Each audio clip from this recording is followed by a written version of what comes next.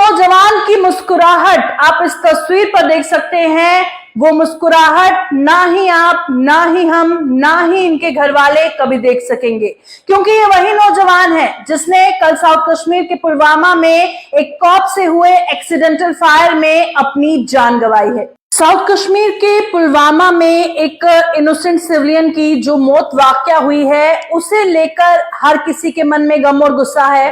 अब accidental fire का जो नाम दिया गया है, उसे लेकर कई सवालात पॉलिटिकल पार्टीज उठाती हुई नजर आ रही हैं। उनका कहना है, उनका ये सवाल है, आखिरकार ये मिसफायर, ये एक्सीडेंटल फायर एक आम कश्मीरी के साथ ही क्यों होता है।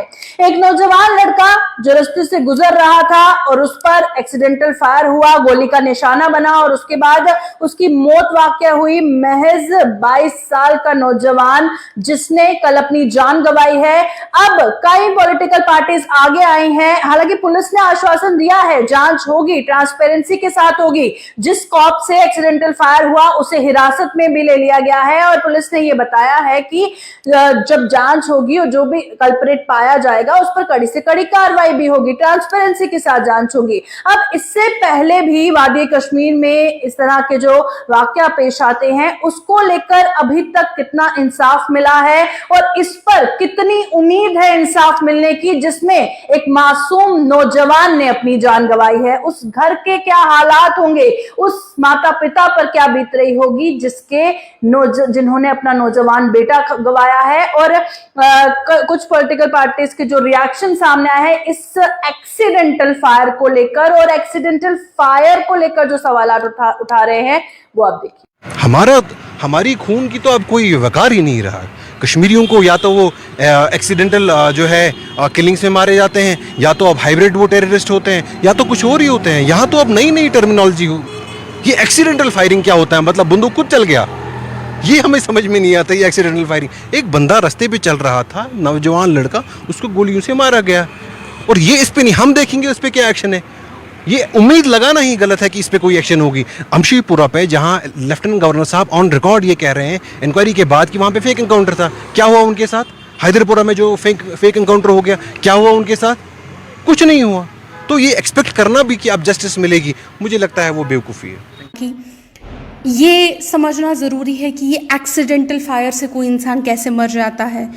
एक्सीडेंटल फायर स्पेशली जो ट्रैवल कर रहा होगा, तो कहीं ना कहीं जो सरकार का ये एक्सीडेंटल फायर स्टोरी है, इसको फैमिली भी मानने को तैयार नहीं है, इसको कोई मानने को तैयार नहीं है, और बहुत सारे सवाल इस पे उठ रहे हैं और बिल्कुल जायज़ है। सवाल तो उठने भी चाहिए कि एक्सीडेंटल कैसे फायरिंग हो जाती है।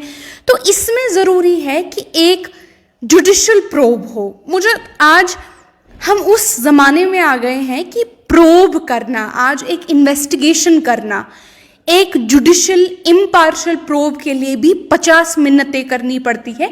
उसके बावजूद ये सरकार प्रोब तक नहीं कराती है। अगर सरकार के पास कुछ छुपाने के लिए नहीं है और जैसा सरकार बोल रही है, तो उन्हें एक जुडिशियल प्रोब से भी डर नहीं लगना चाहिए, क्योंकि कुछ छुपाने के लिए तो है नहीं। इसमें एक immediate impartial judicial probe start हो जाना चाहिए। तो मजाक है, बेगुनाह को हम छोड़ेंगे नहीं, लेकिन जब बेगुनाह को मारेंगे तो कहेंगे एक्सीडेंट से मर गया। ये तो चित भी मेरी पत भी मेरी वाला सिस्टम है। अगर आप बेगुनाह को तंग नहीं करेंगे तो एक्सीडेंटल फायर कैसे हो जाता है, वो उसका आप जवाब उस टाइम कहेंगे आप एक्सीडेंट हो गया, जब आपने बेगुनाह को मार लिया। जब गुनहगार को मारेंगे तब कहेंगे, तब तो आपका हक बनता है, तब कहेंगे हमारा जी एनकाउंटर हो गया। इनके पास तो हर चीज़ के लिए जवाब है। जब कुछ और करेंगे तो कहेंगे हाइब्रिड मिलिटेंट था। जैसे उमर अब्दुल्ला साहब ने बार बार बोला है कि पूरी दुनिया की वो टेरर न्यूज़ पे हम सभी वो नज़र रखते हैं, हम सभी नज़र रखते हैं। हमने कभी हाइब्रिड मिलिटेंट का नाम सुना नहीं था, ये उमर अब्दुल्ला साहब ने बार बार बयान दिया है। तो जब वो होगा तो कहेंगे हाइब्रिड मिलिटेंट था। तो इनके पास जवाबों की कमी थोड़ी ना है, हर दिन कोई ना कोई जवाब दे देंगे। शुक्रिया। मौत हुई तो क्या कुछ कहेंगे?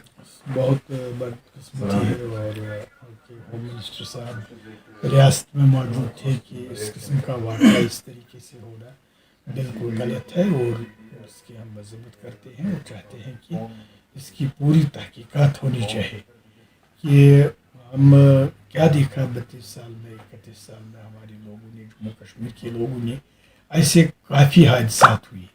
ये पहला हादसा ऐसा नहीं है, बल्कि इससे पहले भी कुछ वाक़ात हुए।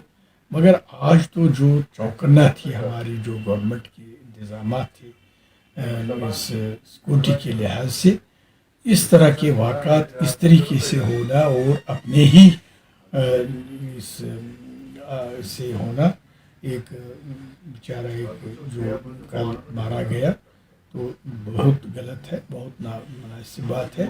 पूरी उम्मीद है कि सरकार पूरी दिलचस्पी से, लगन से, तहत ज़ाबिता कानून के तहत बाज़ाब्ता इसमें कार्रवाई करेंगे और लवाहिकी के साथ बाज़ाब्ता उनको एक नौकरी का भी किसी मुस्तहिक फ़र्द को रोज़गार बराहम करे, तो दूसरा तहकीकात करे, उनको माली मावनत भी करे। तो मैं दोबारा भी ये कहता हूँ कि ऐसे वाक़ात पर रोक लगनी चाहिए, और हादसाती तौर अगर हर एक चीज़ को हम हादसाती तौर, तो फिर दिन में कहीं भी लोग इस नाम से मर सकते हैं, मरवा सकते हैं। सरकार को चाहिए इस डेप्थ में जाना कि वाक़ा इस तरीके से नहीं होना चाहिए था, कैसे हुआ, मुकम्मल तहकीकात की उम्मीद करते हैं।